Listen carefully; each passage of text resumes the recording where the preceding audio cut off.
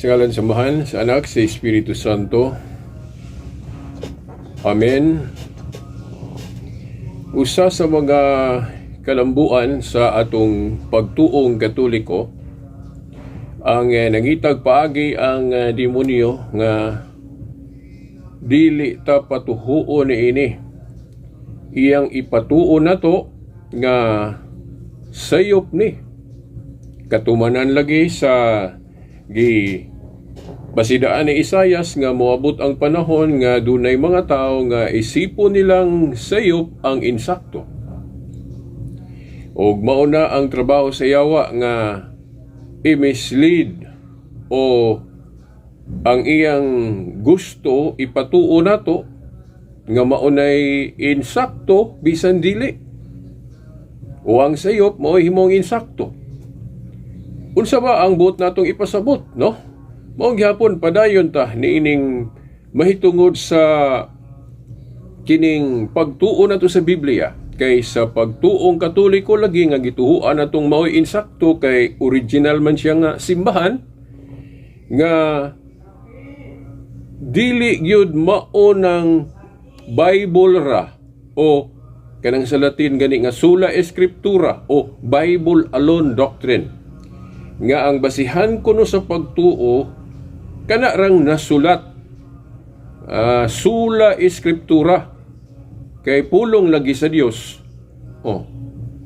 So tamis ni nga pagtulunan mura ni og usab ka babae nga matahom pero adunay deception ang dala sa maong babae. Timan-an biya nato nga dili tanang matahom, dili biya nato bot ipasabot pa nga basta matahom nga pagkababae sabton day nato nga dili maayo o dunay deception o limbong. Depende na, no? Kay sa pagpasumbingay nato duha ka klaseng babae nga matahom, no? Duha ka klaseng babae nga matahom, naay matahom nga babae nga natural gyud, no? Nga makaingon tag kining buhat sa Dios. Pero magbantay ta kay dunay matahom pod nga babae nga nagdala nato sa kasaypanan. Bitaw diya sa Biblia na ay mga pipila ka inila sa Biblia nga gibantog nga maayo pero napukan gumikan lang sa usa ka babae parehas ni Hari David. Hari David gipili siya sa Dios nga maimong hari nga sa atong gituhuan usa ka maayo nga hari pero diha ra gyud siya nasipyat, diha ra gyud siya nahulog, pinaagi sa usa ka babaeng matahom. Di na lang nako hisgutan ang istorya ana, no? Kung nagbasa mo og Biblia, kay balo na mo ana, di ba? Ang nakahulog sa sala ni David, Hari David, pinaagi gyud usa ka matahom nga babae. Pero sa ako nang giingon ha, dili biya tanan ha. Kay nabiya po'y babae nga matahom pero wala ga dala nato sa kasaypanan. Depende ni nato, no? Di ba? Depende ni nato kung giunsa nato pag-react ang katahom sa usa ka babae, di ba? Either ma-misuse nato or magamit nato sa insakto, no? O malantaw nato sa insakto. Okay. Now, nganong ako ning gipasiuna ning mga pulunga kay maupo ni kining doktrina gali sa Bible alone doctrine sa mga igsuon natong nahimulag kun dili mga Katoliko. Susama nig usa ka matahom nga babae. Kay nganong moingon tag matahom ning doktrina? Kay kung moingon gay tag sola scriptura o Bible alone, unya kanang Bible di ba word of God man na. Nahisulat man sa Biblia ang mga pulong sa Dios. So tamis gyud kung moingon tag Bible alone o mga pulong nahisulat, mga pulong sa Dios nga nahisulat. Di tamis kay na, no? Matahom na nga pagtulunan pero kay balo ba mo sa deception ana kay kulang na, no? Dili gyud Bible alone ang gitudlo sa Christianity. Now, tinuod nga mutuo ta og nasulat sa Biblia, no? Mga pulong sa Dios nga nasulat pero naamang giwa masulat, no? Timan-an nato nga si Apostol Pablo gatudlo sa 2 Tesalonica 2:15 nga ang pabarugan kuno, ang patuhuan kuno nato mga Kristiyano, sulat o gibina ba na lang. Kay ang pulong sa Dios dili man kay nasulat lang. Di ba? Mo bitaw nga kung mugamit ta og pulong sula, Latin na siya nga word nga one o only. Sula, only. Oh. Dayon muingon kay tag sula scriptura, muingon ta na only the word of God, o unsa may kalainan anang only the word of God og sula scriptura. Kay nahinumdum ko sa usa ka dili Katoliko ba nga nag-ingon siya nga, uy, unsa magyudi ay gituhuan ninyo mga Katoliko? Now, ang gituhuan natong mga Katoliko o gituhuan na mo mga Katoliko kung mugamit tag only, kay it sounds kuan ba kana bang beautiful. Mayon tag kana bang matahom kung moingon kay tag only God o nagtuo ta sa Dios nga usa. Okay, God is only, one God. Matahom gyud bugamit tag pulong only. Pero unsa may kalainan anang sula scriptura o sula verbum Dei? Kay ang Katoliko god kung mugamit og pulong sula, kay matahom lagi ng sula one, di ba? Sa kaminyoon pod kanang usara gyud ang asawa, usara pod ang kanang ana ba dili nato daghanon kay against man sa atong pagtuo ng kanabang kanang gitawag og usa ka lalaki din duha ka babae. Dili na again sa ato 1:1 ra gyud na, di ba? Sa pagtuo pod nato sa Dios, usa ra gyud ang Dios, dili polytheism, dili daghan ang Dios. So mao na nga kung moingon kay tag sula verbum Dei og sula scriptura, nag-ingon tong protestante nga ako bang nakahinabi nga maura man na parehas ra kuno ng sula scriptura og sula verbum Dei. Kay unsa man daybot pasabot-an ang sula scriptura? Ang sula scriptura, only the scripture ang word of God. Ang word of God kuno kana rang nasulat. Mao nay sula scriptura. Now, sa Katoliko, sula verbum Dei. Verbum Dei. Only the word of God. Only the word of God ang pagtulunan sa Katoliko. Now, sa Protestante, muingon sila nga ang word of God kuno only the scripture o sula scriptura. Ang pulong kuno sa Dios kanarang nasulat lang. Na ningon lagi itong dili Katoliko nga parehas ra man na pulong sa Dios. Pero dako nagkalainan mga igsoon. Ngano man, kay kung moingon kay tag sula scriptura o Bible alone, ang pulong Dei sa Dios kanarang nasulat. Kulang man na. Kulang na ngano man. Kay ang gitudlo ni Apostol Pablo, ang word of God nasulat o wala na masulat. Di ba? Ang sa Katoliko gyud nga doktrina mo insakto nga sula verbum Dei, only the word of God. Wala ba siya gi-specify nga nasulat lang, no?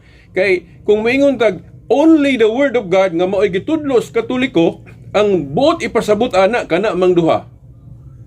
Mga pulong sa Dios, only the word of God. Mga pulong sa Dios nga nasulat o wala na masulat. Mutakdo gyud sa gitudlo ni Apostol Pablo sa 2 Tesalonica 2:15 nga ang word of God nga gitawag gali niya mga tradisyon kay ipasa-pasa man, di ba? May niingon siya nga barog kamo nga malig-on sa mga tradisyon nga among gitudlo kaninyo pinagig wali nga binaba o sulat. O mo kuno nay word of God. Sulat o wala na masulat, mo nay word of God. Una nga ang sa Katoliko nga doktrina mao gyud insakto. Sula verbum Dei. only the Word of God, whether written or unwritten. Nasulat o wa na masulat. So mutakdo sa gitudlo ni Apostol Pablo, 2 Tesalonica 2:15. Okay. Kay sa Protestante, kung dili mga Katoliko, ang pulong sa Dios kuno kana ramang nasulat.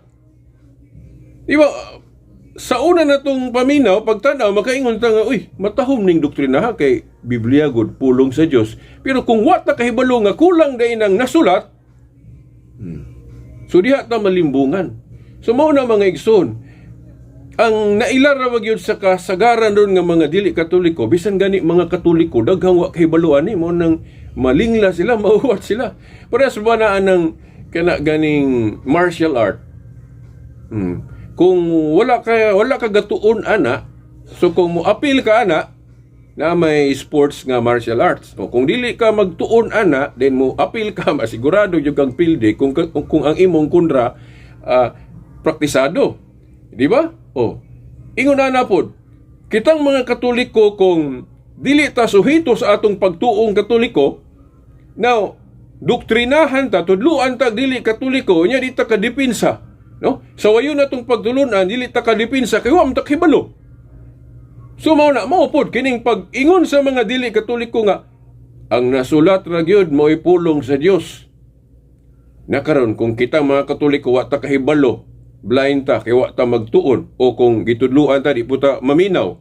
Di ba? O, mauna nga, mutuo lang yun dahin ta. Di ba? Maunang, daghang kayong mga Katoliko, ang nibiya sa ilang pagkakatoliko, kay nadanian ng doktrina nga matahom, nga sola eskriptura, Bible alone, nga ang Word of God kuno, kanarang nasulat sa Biblia. Dili man na maulagi. Kay ang gitudlo ni Apostol Pablo sa 2 Tesalonica 2:15, ang Word of God kuno, nga gitawag pa niyag tradisyon, kay ipasapasa man, lahi po itong tradisyon nga gisaway sa Ginoo. Ato lang dahil ning sidaan ninyo kanunay hanga. Kung maghisgot ganig tradisyon, duha ng kaklase. Tradisyon nga gidili sa Ginoo, pero naapoy tradisyon nga wala idili sa Ginoo. Kay kanang tradisyon mangod, ipasapasa nga gawi, ipasapasa nga doktrina. O, ang doktrina ng Katoliko, mga pagtulon ang Katoliko o pagtulon ang Kristiyano, ipasunod man na sa atong mga kaanakan o mga henerasyones, mao ng tradisyon pod ang doktrinang Kristiyano o doktrinang Katoliko. Pero bantay ta kay naa lagi mga pastor man na sila, mga ministro na sila nga ilang i-discourage ng tradisyon. Na kung wa tay lapad nga hibang kaagan mahitungod sa tradisyon, nga ang atong nahibaw-an nga tradisyon gidili lang. Basta makadungog tagpulong tradisyon, ignon dayon ta nila nga, oy, sayop na. Dili, kay duha ka klase ang tradisyon, sumala sa Biblia. Tradisyon nga gisaway sa Ginoo, o tradisyon nga wala gisaway sa Ginoo. Kanang tradisyon nga Kristohanon. Tradisyon nga iya sa katawhan sa Dios. So, mao na. Nga, ang insaktog yung pagtulunan, sola verbum Dei, not sola Scriptura. Balikon ko sa pag-ingon, kay doon na lagi nag-ingon ako nga basig maupunay na sa inyong unahon na ba. Parihas raman na pulong sa Dios. Parihas lagi pulong sa Dios, pero ang kalainan anang sola Scriptura o Bible alone o sola verbum Dei, kanang sola Scriptura gapasabot na nga ang Word of God kanarang nasulat, Bible alone. Pero dili lagi na mao ang gitudlo ni Apostol Pablo. Matud pa ni Apostol Pablo, ang Word of God nga gitawag po niya tradisyon kay ipasapasa man, ipasunod man sa mga kahenerasyones, no? Nag-ingon siya nga nasulat o wala na masulat. Sa New World Translation sa mga saksi ni Jehovah, nabasa gyud ako ng litra por litra nga kanang pulong nga gibinaba. Mga pulong gibinaba na lang. Kaya wa na masulat. Suduha na. Naliman ka ang kaalam sa Dios, ang pulong sa Dios, imo lang ingnon nga ilimitahan nimo sa kanarang nasulat. Nga ang Dios kuan man na siya, infinite, walay sukod. Unya ang kaalam sa Dios imo rang masulod lang sa usa ka libro o mga libro nga gitapo. So murag makaingon ta ba mo against na siya sa philosophy ba o kana bang logic nga ang Dios infinite, ang iyang wisdom di na to na masukod. Sa to pa kay di man masukod, sa to pa di na to na masulod so sa kalibro. O na nga ang saktog yung paghuna-huna sa pulong sa Dios dili lang kay nasulat. Of course, nasa Deuteronomy 29:29 ay naapoy mga wa na masulat yun nga di na pod na kinanglanon kay nato. Okay, nasa Deuteronomy 29:29 kadturang gireveal sa Ginoo iyang gipadayag maori ato. Ang wala niya gireveal di na puto para nato. So pabitaw nga naay mga misteryo sa atong pagtuo nga di gyud nato matugkad sa kinatibuk-an. Unya kana pong gireveal sa Ginoo, matud pa ni Apostol Pablo nga iyang gipasabot na sulat uwa na masulat. Gitawag na tog unwritten tradition. Di ba mga igsoon? So i-apil na nato. Kay ang pag-reveal sa Ginoo di raman kay sulat. Di ba? Naamay ka ng unwritten lagi matud pa ni Apostol Pablo wa na masulat. Nakaron naalagi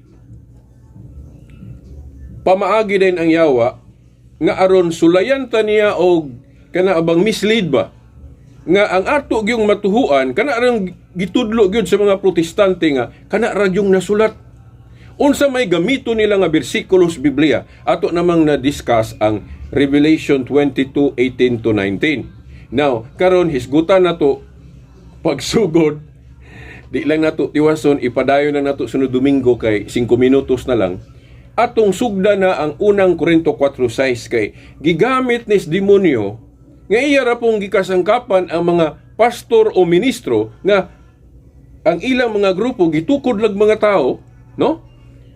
Kanang 1 Korinto 4:6 ilang gamito na kanang bang nag-ingon si Apostol Pablo nga ayaw mo og gunahuna sa kapin sa unsay nasulat na.